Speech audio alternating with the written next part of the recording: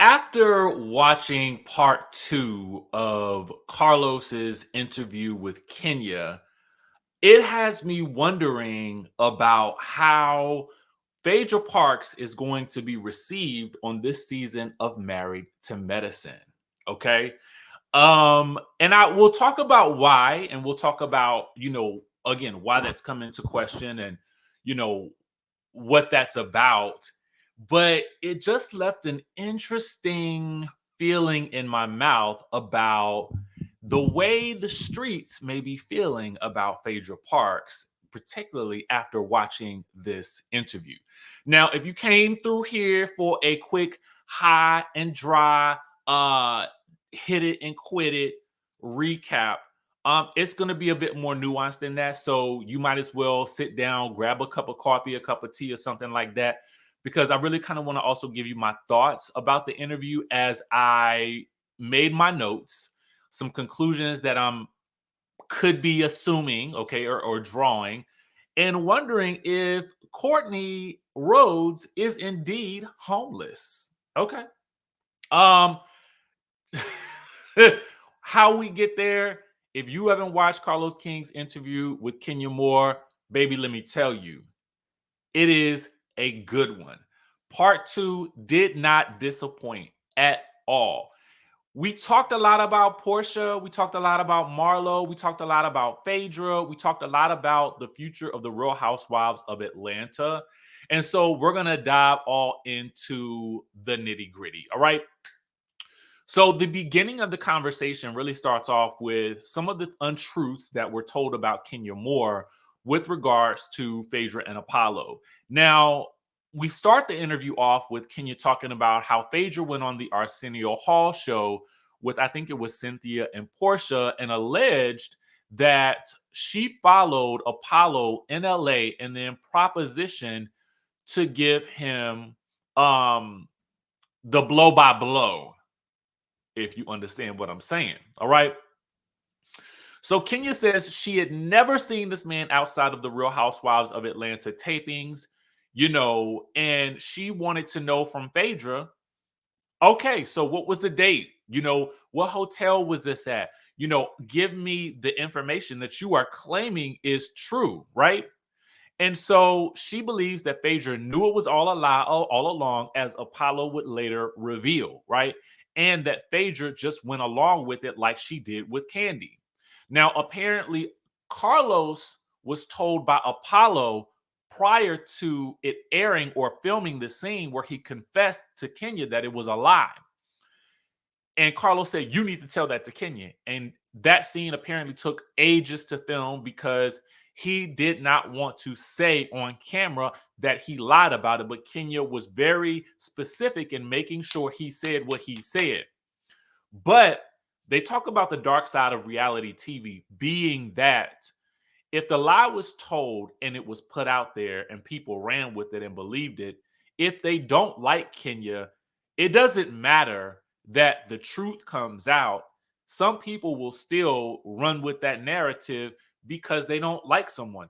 And I understand that. It's like people will selectively sometimes see and hear what they want, and it sometimes is related to their own biases. I'm not immune to it, so I know that you're not immune to it. It happens, right?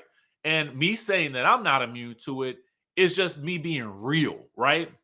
Because that's sometimes the human aspect of what we do and how we process things and whether or not we like a character. As much as we may want to look at things objectively, sometimes in life we often all do this. We often all come into situations with our own biases about what a person may be like and what our experiences have been and who else in our lives we have met that was like that person.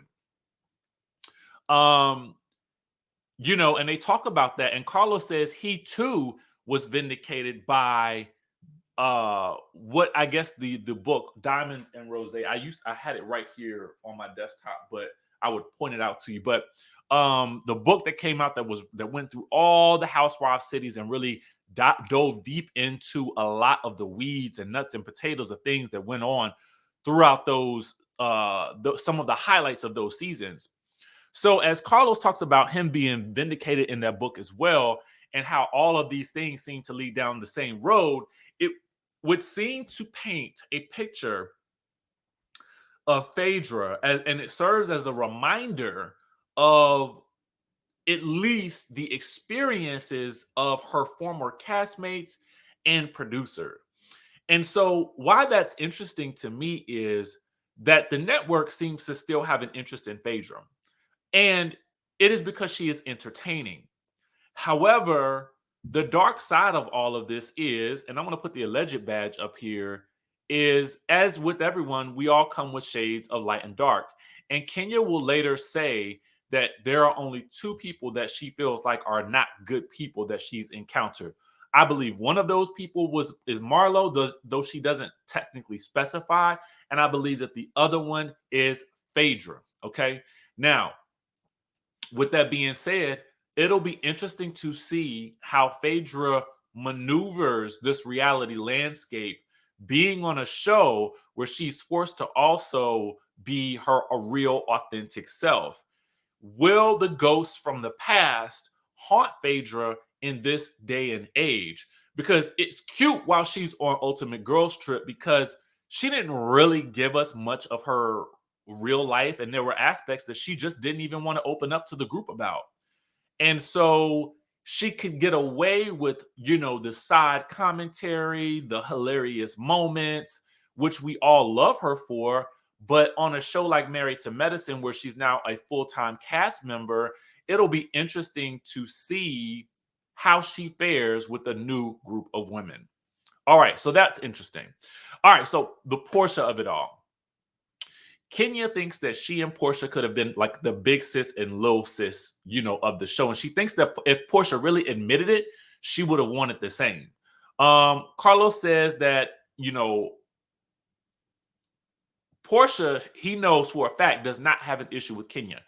And she says that she has never said that Porsha is not a good person. And that's where she goes into, she only thinks that two people are not good people that she has worked with on the show. And he agrees with one. And again, I believe that was the Phaedra one. So then she says Porsha has never hit her below the belt. I mean, though she did hit her. I mean, because I was like, girl, she did hit you. I mean, well, she pulled her hair. You know what I'm saying? But still, that hair tug was the equivalent of a hit to me, because they both went tumbling to the ground. So anyway, she says she doesn't recall a time where Porsha actually verbally hit her below the belt.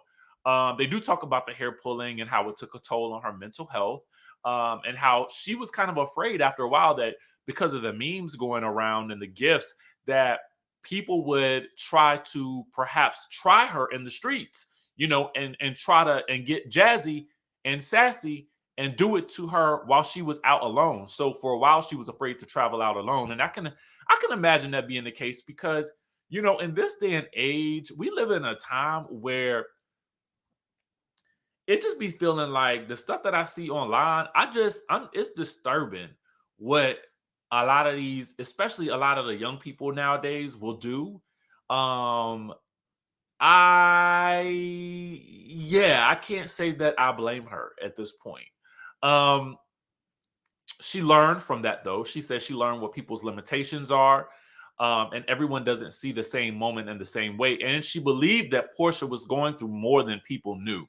I think that this is a huge moment because it shows, as Kenya talks about, that she's seen it in herself going through the situation with Mark, that she's able to now reflect on that situation from a different standpoint and a different lens, though she just wishes that Porsha had shown some level of compassion or support as she had been going through her divorce with Mark, right?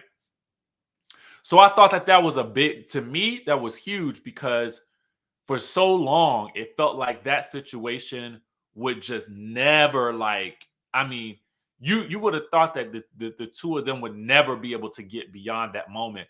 But it's nice to see that they have. To be quite honest with you, it makes me think about Monique and Candace and where the future could lie for the two of them years down the line. I mean, I have always been honest with you guys, and told you that my absolute hope was that the two of them could at some point resolve that issue.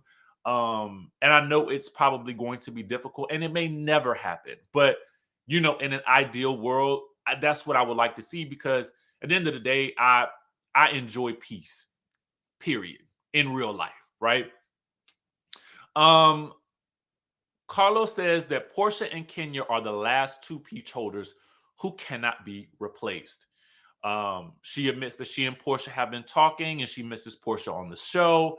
And since she and Porsha came in, no other housewife has been able to really stick. And the ones that are staying, are a big question mark. So the question becomes, do Drew and Sanya deserve their peach? She says this, and I thought that this was a very politically correct way to answer this question, right?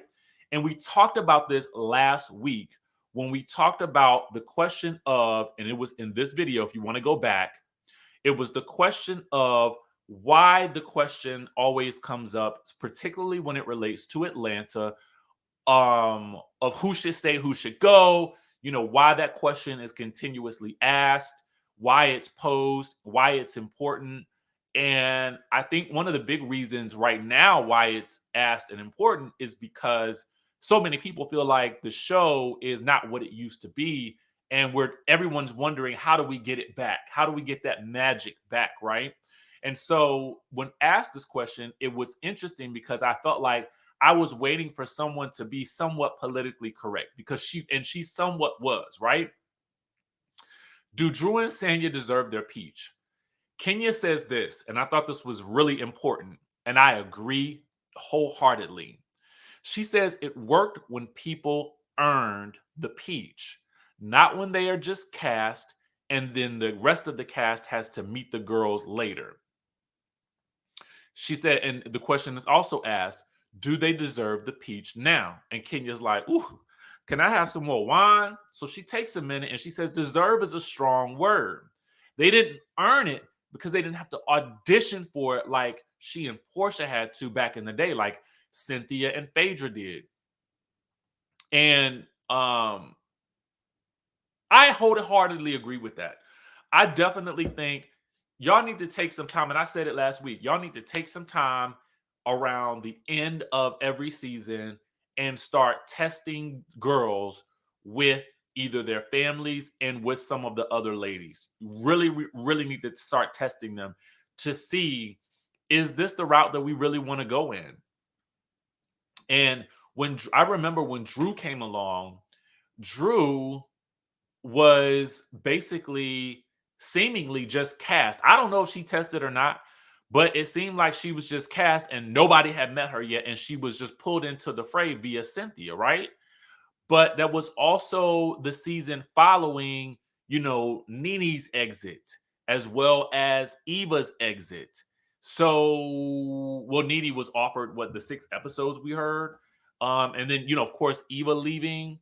So that did leave a big gap. And then it was, the pandemic. So I understand that the gap needed to be filled, but I still think you still have to do your due diligence in auditioning talent. It's like you wouldn't just put together.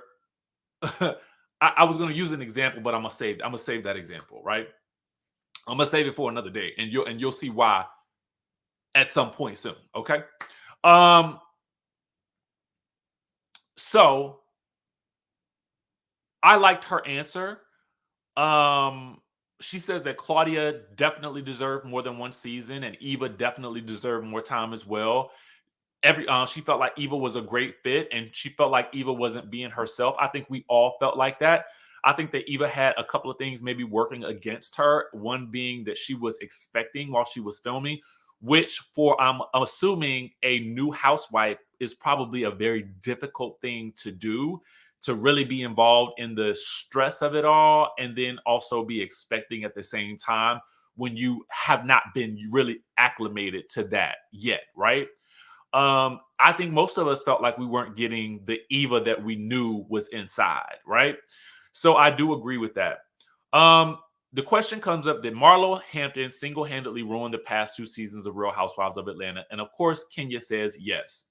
She says, you cannot make a fan a housewife. And there's a reason you spend 10 years as a friend. And Carlos nearly spit out. No, he did spit out his drink. And she agrees that this is the worst season. Now, she says this is because of casting choices. And so she says after she sat through that dreadful reunion last year, which was pretty much completely forgettable for the most part, really, honestly, except for the odd seating arrangement.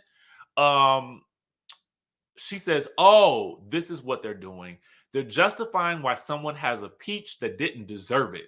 And Marlo is the quintessential example of why you don't make a friend of the show a housewife. Now, I disagree with this in certain instances. I disagree with it because I do think that there are great examples of housewives that have been friends that have gone on to become great housewives. For instance, I think that Eva, had she stayed another season and not been like expecting or anything like that, I think she would have been amazing. I think that another great example of someone who was made a friend and then became a housewife and is probably one of the best additions in years is Sutton Strack from The Real Housewives of Beverly Hills. So I do think that it can work. I think it can. It's just got to be the right fit, right? Um, they've got to have the lifestyle and they've got to not necessarily need it, as Kenya will talk about in just a bit. She says it's not because of their relationship, okay, where they are right now. She says because she's gone at it with Porsha and with Nene, but she feels like it reeks of desperation because Marlo needs the peach. The power is when you don't need it.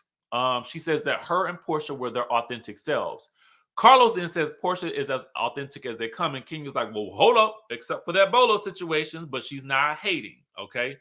She says they weren't there to make up or fabricate stories and make up fights. They were a mess because they were actually a mess. I will tell you the truth. As much as I did, I have to tell you, I was one of those people that felt like, yes, bring on Marlo for the peach of it all. But there was something to me that felt I should have known that this could have been a little bit of trouble when recall the season of Bolo. And recall, Marlo and Porsha had been mostly cool, I think, up until the Bolo of it all, when I felt like there was some pointed switch where Marlo kind of seemingly turned on Porsha. It was like it was a weird left turn for me. And it made me feel like, is this for story? Because it just seemed like it was a way to attach herself to Kenya.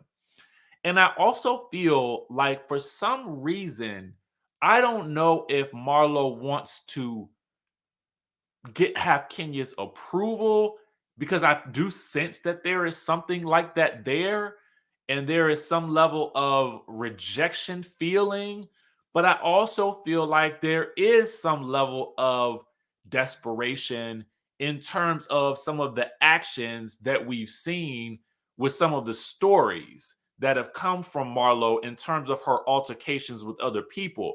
As I've stated plenty of times during the season, Marlo is enjoyable when she's not in conflict with anybody else, when she's just being shady, when she's just having fun, when she's narrating. That is the Marlo that I enjoy. But when she has these conflicts, it oftentimes doesn't feel all that authentic, especially some of the conflict with Candy. It seemed like it was just there to have a conflict, right? And I feel like a lot of us felt that. So I'm not being negative towards Marlo, but I am just being objective about what it is that I feel like I've been seeing as it relates to what Kenya is saying. Now, I do have to say that, you know, and I'm going to get to something in a minute that I feel like is a little bit, I don't want to call it hypocritical, but I got to call it out, right? She says that Marlo is faking her life. She says, where's the house she's building? Why does she have a chairlift in her house? Is it to help the old white man that she has going up to her bedroom? She says, go look at her interviews, and there's a chairlift in her townhouse. And I need to go back and look at that. And I'm like, well, maybe she had somebody staying there that was like older. I don't really know. Or did the house come with a chairlift? I mean, I have no idea. She says, tell us the things we really want to know about. She says she went through a whole season without showing why she ended up with multiple felonies, without showing any culpability for anything she's done in her past. And Kenya doesn't care that she's an ex-con. She has ex-cons in her family, as I stated, a lot of us do, right? Or a lot of us have, or in relation, in family, in friendships, or otherwise. She says, why is she not talking about that? Why are you exhibiting the same behavior that landed you in jail? No remorse, no culpability. She says she's an empty vessel and she wants to do a number on them about growing up in foster care when she's come for Kenya's mother not wanting her as a child. Now, I have to say this, and I've said it before. This idea that for some reason Marlo's past has to be a centerpiece of discussion. If Marlo is throwing up somebody else's past and they want to throw it back at her, fine. But the idea that Marlo's past has to be her storyline today, I don't agree with, because what we do see in Marlo this season is this notion of her trying to get that record expunged so that she can get protection for her home. Now, had we maybe focused a little bit more on that, I could definitely see that being a compelling storyline, because I'm sure that's hard to get rid of. So I would have liked to have seen more of that process, because I do feel like it's real. Then we would have gotten maybe a little bit more meat and potatoes about that. But I do feel like to utilize that as, or to weaponize that against her, I feel like is a little bit hypocritical, because it did not matter when you guys were friends. So if it didn't matter then, like, you can't now throw it in her face all of a sudden now. That is something I do not like, and I've been very vocal about that. I think anytime it's brought up. So I just feel like that is a lazy read, and I think that, Kenya, you can do better than that, okay?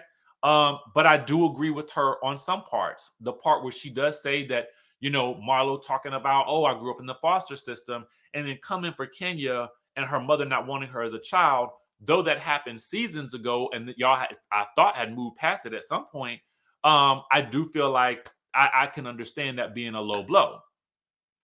She said, and now you're over 6 weeks in and picking fights with Candy. I'm assuming this is into the season. And the managers, and I don't know if she's talking about Marlo's managers, Ty, and the couple, or if she's talking about the producers. Now she says the managers got to figure out a storyline, so they bring in Scotch Bright to play your boyfriend. So now there's this idea that Scotch Bright, Lord Scottley, is not real. And she says, you're so soft and gentle, so pink inside. And everybody can see it. So many people are like, who is she blowing on production? This is when we get into the favoritism part. And I was like, in my mind, I'm like, now, Kenya, I know, like, I appreciate the transparency. I appreciate her being activated. But I just, in a way, I like it. Because what it tells me is I will be fine regardless. Because she got to know that there's going to be some blowback from the network with regards to some of the things that she is saying. She's got to know that. Because not only is she saying them to Carlos, she's saying them like on a platform that's, you know what I'm saying? Like, she ain't saying it to Andy. She's saying it to Carlos. So I wonder if there will be any negative impact from that. But what I like is that she don't care. I like that she's just speaking the truth. That's the other thing that I feel like is a great thing about what Carlos is able to do with like both Nene and Kenya, is that they feel so comfortable in speaking with someone that they trust, that they're willing to open up in a way that we probably would never have gotten otherwise. Okay? So kudos. Y'all know what I'm saying, but I like to say kudos. It's a thing. And I got that from Queens of Bravo. Anyway, so shout out to them. She feels like Marlo was being protected and that she was, while like in a way that she's never been protected, and it makes her angry. She talks about, as I stated in yesterday's video, Marlo lying to everyone's face about using the gay slur in Africa until someone produced the footage that she did say it. She says Marlo's money can't be verified, the dates can't be verified, and allegedly she chased Kenya around a restaurant, but that got cut out. And I'm like, which restaurant was this? And what scene was it? Where was it? Give me the details, girl. She says storylines and group scenes of hers have got cut out, but somehow an angel with foster care scenes makes the cut. And Carlos says that Candace herself from Potomac often feels like every season she's about to get cut. Does Kenya feel like she's on the chopping block? Kenya says, well, if you ask the fans, they want her there. And I could say that to be true for the most part. I have seen a lot of you guys say that you want both Candy and Kenya going. And to that, I say no. Okay, no, you cannot. Okay, no, you cannot. If you think that you can cut Kenya and Candy, and you can have an Atlanta with Sanya, Sheree, Marlo, Drew, and who? No, ma'am. No, ma'am, Pam. That is not going to work. Okay, it's not going to work. Now, will we ever get the magic that we got of yesteryear? Probably not. But that ain't gonna work. I can definitely tell you that. Okay, in my opinion. She says, but if she looks at the history with how she's been treated, it's anyone's guess, really, as to whether or not she's on the chopping block. But when they go out of their way to protect someone, that's a problem. We learned that Kenya did call Carlos to ask if she should go to that season finale event of Cynthia's where, Nene called her a buffalo, I think. She said she looked like a buffalo or something like, I don't know, something like that. Then Kenya says that she felt like Courtney is not real, so she's not going to give her a moment. And I knew that that's how she felt. You could tell it in the scenes. That's why she wasn't really giving her anything, because she don't really believe Courtney. Well, I could tell she wasn't giving. I just didn't know why, right? She says that Courtney doesn't even have a house to live in. She's sleeping on someone's sofa. She says her husband left her and she dragged Bryce out like they have some type of relationship. And she's not talking about why she talks sideways out of her mouth. She's not talking about why she's got paper clips and calling it a jewelry line. She said, Kenya herself says she's bored, okay? And especially if she has to work with people like Courtney. And I was like, now, that was the dragon you should have gave her on the show. Okay, if that's how you feel, that's what you should have gave her. But I'm like, Courtney was tea.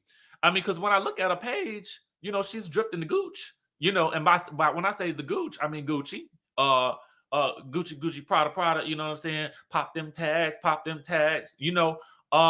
but according to Kenya, y'all, it was all a lie. Guys, it was all a lie. She lied. So what is the truth? Okay, is Courtney sleeping on somebody's house? But what that boils down to me is, if the fabulosity ain't there, don't bring them to the show. And I don't know if it's there or not for Courtney. I don't know. What I do know is the idea that this is going on, to me, is what I feel like is wrong with reality TV as it stands now. I want to see fabulosity, okay? And when the shows lack fabulosity and lifestyle, and it's also in how you film a show, to be honest with you. If you go on to the Netflix, particularly Netflix is good for doing this. Netflix will glamorize a show, and by glamorize, I mean they will filter it down and make it look so sexy. And that's what's lacking in Atlanta, if you ask me, in this day and age. If you want to evolve the show in a way that brings it up to date, you want to add in that level of fabulosity. That's just one way that production can really make this show pop like it did back in its heyday. But again, it also is going to boil down to casting, because if they are not fabulous, then baby, you just got a fabulous house with no one fabulous living inside of it, okay? But according to Kenya, Courtney ain't even living in the house. So, allegedly, according to Kenya. So anyway, she's asked, what would it take to get the show back to number one? Kenya says, you got to do some serious casting changes. She doesn't think a reboot is the answer. And she goes on to say, Be careful what you ask for. Y'all were the same people asking for Marlo to get a peach. Here's the thing. Do I think a reboot for Atlanta is necessary? I couldn't say. What I can say is that I do agree that there needs to be some casting changes, and I think that I do agree that if you're going to come on this show, you need to be working for that peach. So a slight reboot, I think, would be necessary. A soft reboot wherein half the cast has to go. Okay. And I hate to put people out of jobs because I want them to work. So let them get unemployment, let them get the checks. I mean, I don't know. But in terms of our level of enjoyment, you're going to have to upgrade and level up this cast. Okay. It's just the end. That's just the end of it. For Real Housewives of Atlanta, Sweet 16, who would she like to play with? Okay. And she says this, and it's very politically correct. She says she wants to play with anyone that's going to be good, authentic TV. The nostalgia is the season 6 cast, but she says she knows that will never happen again. So give her some girls that can anchor the show. They need activated Kenya. And in fact, she spills tea that in Portugal, she cursed everyone out, not literally, but she went off on them because she was looking at the fakery of it all. She broke the fourth wall and said, you guys are ruining the show with fake drama, coaching the girls, and faking alliances. Now, when I say coaching the girls, I'm assuming that she is referring to the moment of collusion, possibly, that Manetta is talking about, wherein the girls, aka Sonia, Marlo, and Sheree, were allegedly colluding or trying to get cousin Courtney to get to get a better look at Drew and understand whether or not Drew is indeed as authentic as she claims to be. All right. So Carlos wants to know, well, what happened to Aunt Lori? What happened to Brand and her father? And she says, her father, I guess, was supposed to be making an appearance at the salon, but that scene has been cut out of the finale. At least I'm assuming that the version she had to watch for the reunion. And she says that she's building a multi-million-dollar salon or business, and this could be aspirational TV, which I agree with wholeheartedly. And she says, how can she shine if they keep dimming her light? And the fans are complaining about this all the time. She talks about, we see Candy making movies, 25 minutes of a scene of them reading the script and Drew making music videos. And Carlos thinks that Kenya will go down in history as the most underrated housewife. And, she agrees and says she's never even been offered a spinoff. She's still dating the guy from the restaurant that we've seen on the show, but he's, I guess, amongst her roster. And she does talk about, this whole situation. And we talked about it like a long time ago with her revealing that she went to Kanye's house, I guess, on a date, and he was upstairs watching the X-rated stuff. And she has a new movie coming out in the fall, and she's second on the call sheet, but she says she's really the star. Overall, this interview for me, I thought was another great interview. I am a deep dive type of person. I like a long interview where you can ask all the questions and the person really just opens up. And I felt like for someone to be still on the show, I felt like she was very candid with how she feels about both production, her scenes being cut, the cast members, ex-cast members, ex-storylines.